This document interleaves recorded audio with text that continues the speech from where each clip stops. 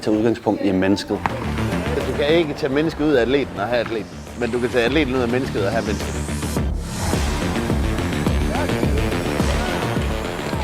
Jeg hedder Niklas Hart, jeg er 35 år gammel, on-ice coach i Raw Nations. Mit navn er Nikolaj Kjelland, off-ice coach for Raw Nations.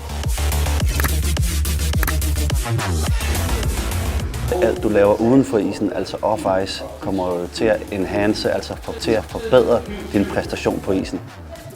Så det er derfor, at vi lægger vægt først og fremmest på off-icen, altså alt du laver uden for isen. Raw er det sted, hvor du kan få lov at slippe dig fri fra, skal vi sige, de faste rammer og faktisk udvikle dig selv som menneske. Det er kullet, der er ved at blive presset sammen til en diamant. Jump from down, not from up. Det er det første, vi afdækker, det er, hvad er din drøm, hvad er din hockeydrøm, hvad er din drøm som menneske.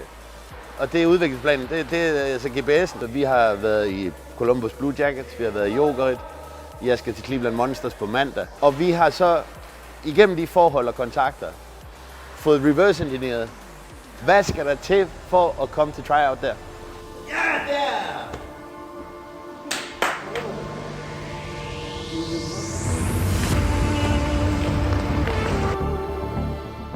Man får i hvert fald coaches, som er 100% dedikeret til atleten.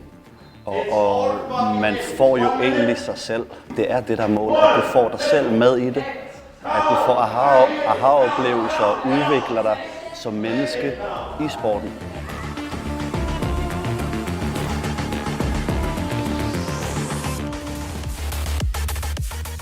Og tør komme ud af den her comfort zone og være komfortabel i at være ukomfortabel.